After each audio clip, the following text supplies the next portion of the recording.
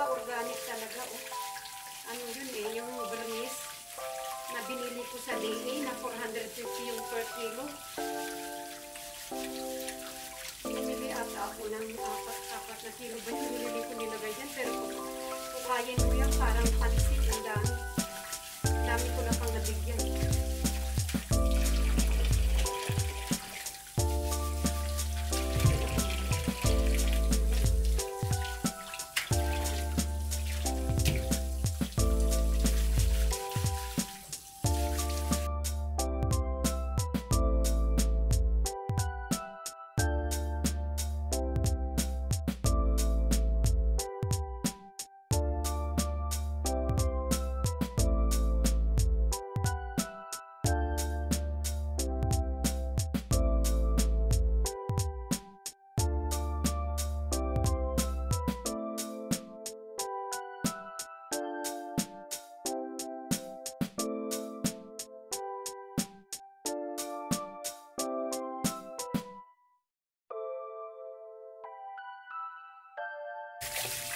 So, pag ganyan, oh, pag green thumb ka, everything is in control sa pagkamay mo. And this whole wide world. Ayan. Pagtatanim, everything is in control. Ayan. Sa kamay na to kamo. Blessings will pour out onto heaven. Amen. Ayan.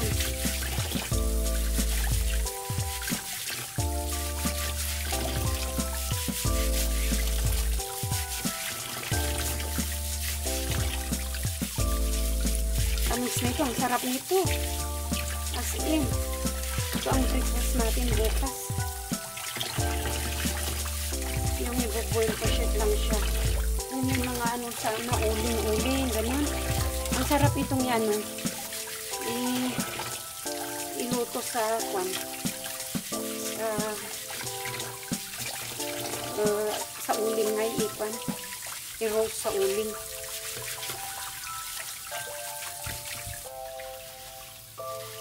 iba naman yung sugi eh. Iba naman yung kasaba. Kasi yung kasaba, yung dahon niya talagang ano, tatayo siyang dahon. Ito eh, ibang klase ito eh, nagwabay eh. Kaya ito yung kalbo o yung kamuti, yung napakasarap na kamuti. Ito yung original na kamuti, yung kinakain ko nung bata ko.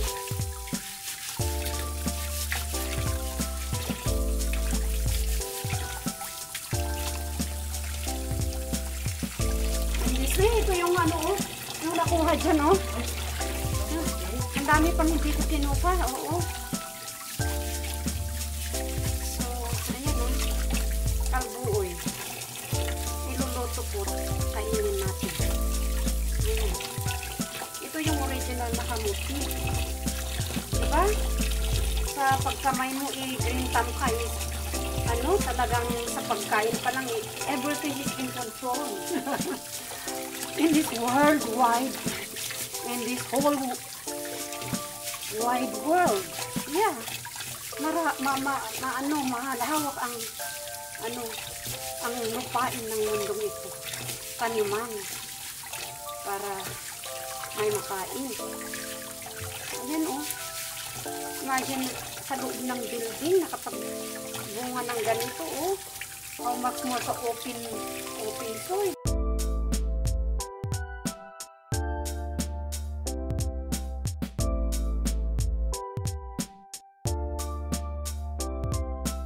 Ayan yung bunga ng kamote. Ito naman yung dahon. Yung natira namin kahapon na ano, sinahugan ko ng kalabasa. Diba konti na lang yung kalabasa dyan na naiwan. So sinahog ko na sa lahat kasi gusto ko yung lutuhin na habang fresh pa yung mga dahon na yan. Ayan. So ang sarap na naman ang ulam namin. Ito naman yung ayan, yung rice kahapon yan na natira na dinagyan ko ng dahon ng malunggay. Ayan. So, kailangan i-fry ko yan kasi ano na, malamig na siya. Magagawa ako ng fried rice. Yung soup. Soup ni Jeric yan. Yung kaibigan ng anak ko. Ayan. Nagluto. Punta dito at nagluto. Ayan. So, tamang-tama yung ano niya, lasa niya. Tamang-tama yung ano, i-reheat ko lahat yan. At ito naman yung ano daw ito, bird daw ito, binigay ng anak ko, ayan. Tapos, meron naman silang ibinigay na mahina kaming kumain, ano, ayan oh. Binigay din ng anak ko. So, i-reheat ko lahat yan para maulam. Ayan.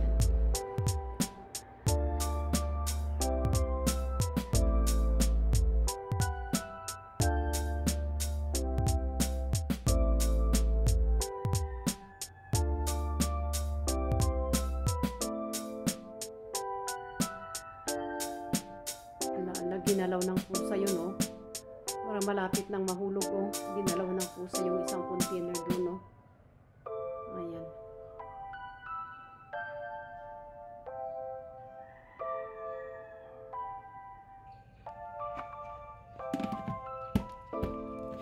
Ayun yung cute na pusa, oh. Ayan siya, oh. Yung baby cat. Sing! Sing! Sing! Asan yung kapatid mo? Asan yung mga kapatid mo? Ayan siya, oh. Ayan siya, oh. Malapit na. Kumakain na sila. Kailan lang, oh. Ang cute na kakain. Naiba na. Asan yung dalawang kapatid mo? Alam na niyang kumain, oh. Ayan. Ayan sila. Asan kasi yung isang kainan nyo? Nasa labas? O, sige, mag-ano na kayo dyan. Kasi yung mga kainan nilang iba nasa labas kasi nilalagyan namin yung mga pagkain namin na ganyan, yung mga hindi namin nauubos, yung mga meat doon namin nilalagay sa labas para hindi sila masyadong magkalat.